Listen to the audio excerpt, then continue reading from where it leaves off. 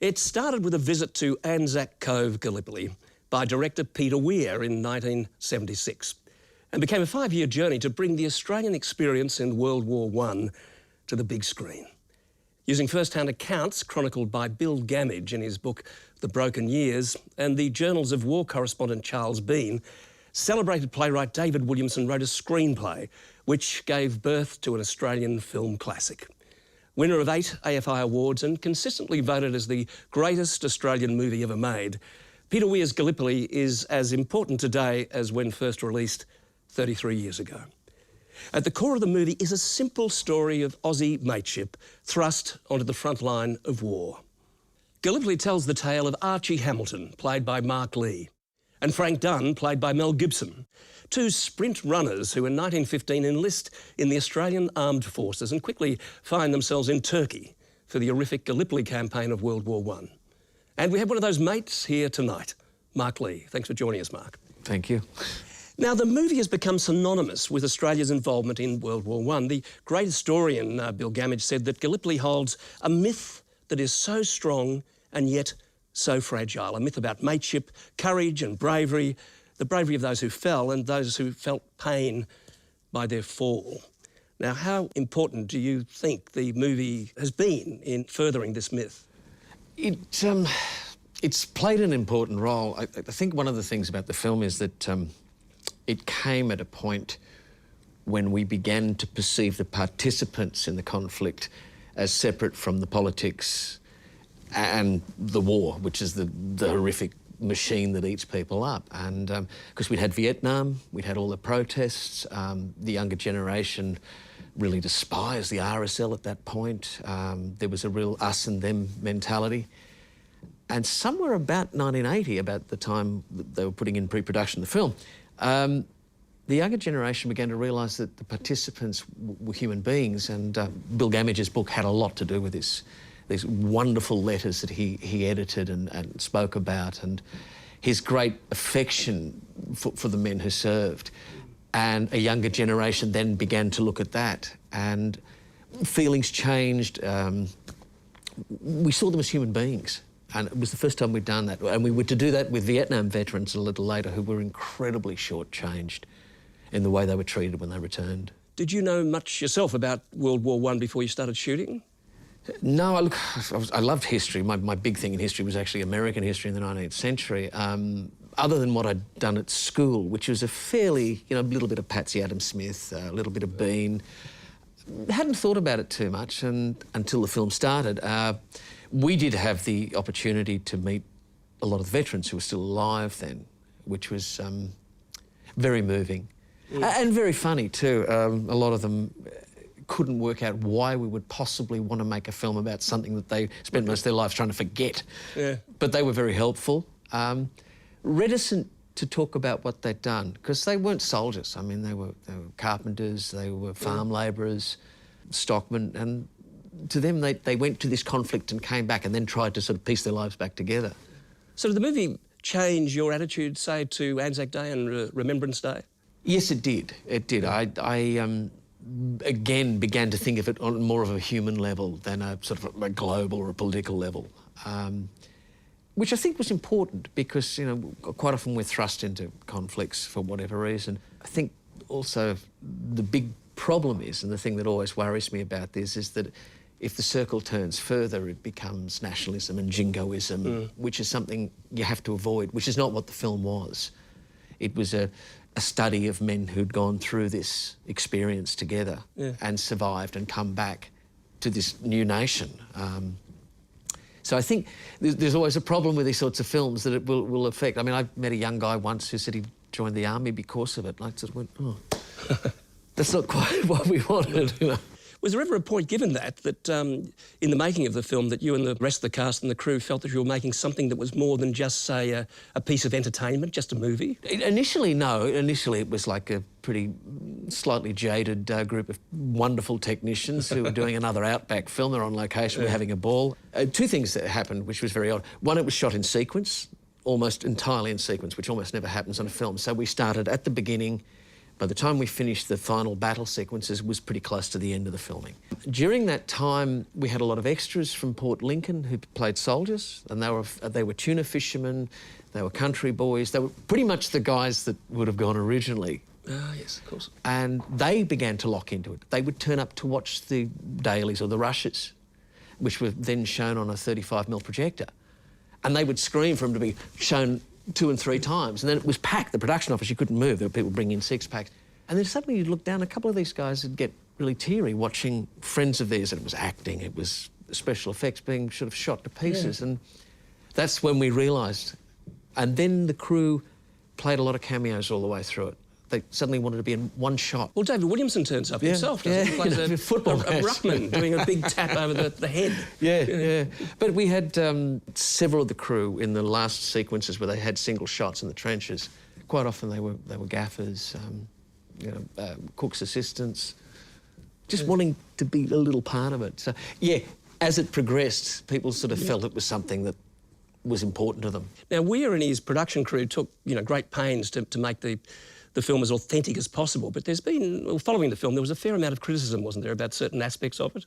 Yeah, a lot of it pertained to a slight on the British, which was a line where they talk about the British drinking cups of tea on the beach, which was a little unfair because the British actually took a hammering that day. Yes. The biggest criticism, and the most unfair one, is about John Morris, who plays the officer that keeps the attack going.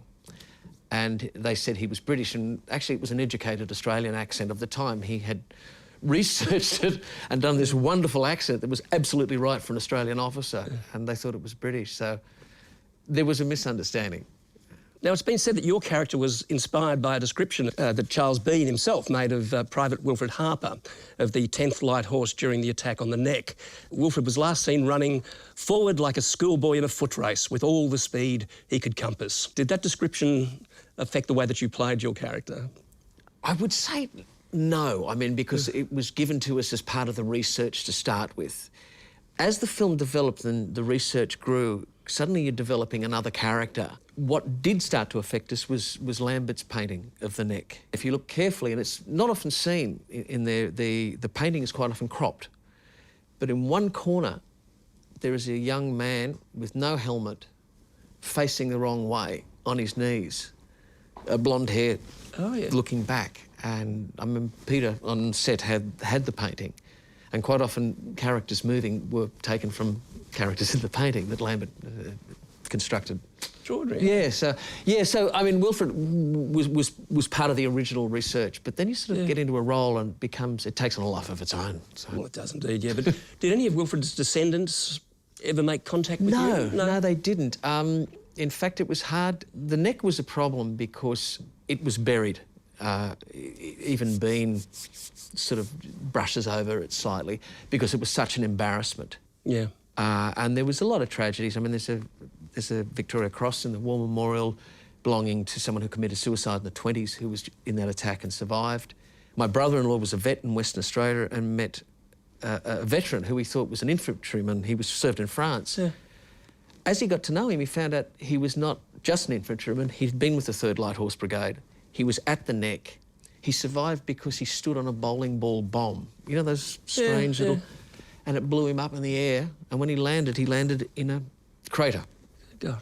And woke up in the night and slowly crawled back. And he didn't want to talk about it anymore. He said he lost, so many friends. And it was carnage, wasn't it? You were saying before that the Neck itself, we're talking about a very small area, aren't we? I mean, it's the size of a couple of tennis courts. Yeah, a couple of tennis courts. I think at the shortest sort of distance, it was about 25 yards, so under 25 metres. So it was an extraordinary thing to happen. It was very, it was 18th century, 19th century warfare thrown into the 20th century because no one had the guns loaded.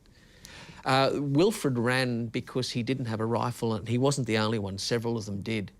By the time, there were actually 4 waves. The film has 3. Yeah. There was a 4th. So after the carnage had happened, after the 3rd, they still sent a 4th wave over, and they had 2 more waiting in 2 trenches back from the South Australian Light Horse, the 9th. And I met 2 veterans from that, and they waited listening, thinking that they were next up. Finally, someone stopped it. What did it feel like as an actor at that very moment when you take part in this recreation? I mean, in the film, it's extraordinary. Bill Hunter's playing the officer and his hand is trembling.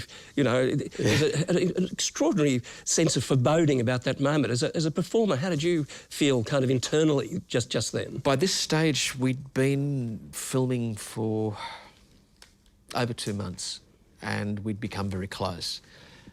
It was incredibly moving, and as I said, even with extras from the town of Port Lincoln, they began to sort of get moved by the whole thing. And it's a very odd feeling to describe, but it just... and watching Bill Hunter, magnificent performance, you know, itself. And I was 22, you know, first sort of big thing I'd done, and the whole thing was sort of overwhelming to a large degree. But it was something that just, it took your breath away. And finally, when the attack happened and there was firing happening around you and you're watching people just drop like puppets. And a sense of total identification. It was odd. Yeah. I played a soldier in the Vietnam War in the film The Odd Angry Shot, and the young actors, again, we were all in our early 20s, all identified totally with the characters we were playing. We became mad larrikin sort of soldier guys. Did you and the other actors feel the same thing? Did you sort of kind of identify so much with the characters that you became them off screen a bit? Yes, off screen. Yes, you did we did a little. Yeah, yes. I'm just so pleased there was no social media back then. I just. What are they up to this week? Where are they tonight? Yeah, it just would be horrible. But we did, and we lived in Port Lincoln. We took over the town for 6 weeks, and so we did. And it just you find yourself, you know, sort of moving through things, wanting it, willing it to work. I mean, I've worked on productions, and I'm sure you have, where you do get a little jaded that things are not happening the way you want to, and this was an odd one where all the pieces were connecting. John Seal was a camera operator. You know, he wasn't there. Academy Award winner now. Yeah, and it was beautiful working with someone like that. So finally, why do you think the film remains so important? That's a really interesting question. Yeah. When my youngest daughter, who's now 24, was at high school, I was on her history book, which horrified her. I mean, you know, when you're 14, you don't... Things like that, you don't want to stand out. So we allowed her to deface, the only book I've ever allowed her to deface, and she defaced me. She drew a moustache. No, she didn't. Yeah. No, I think she did a drag queen. I think because it's been used as a teaching and educational tool, and it seems to have woven itself into the psyche a bit about, and especially now with the 100 years coming up next year, and it's gone beyond, is this a good film or a bad film? It's kind of just woven itself in, and we think about it as we think about the history. It's a very odd thing to have been involved in. Thanks, Mark. Thanks for joining us. Thank you.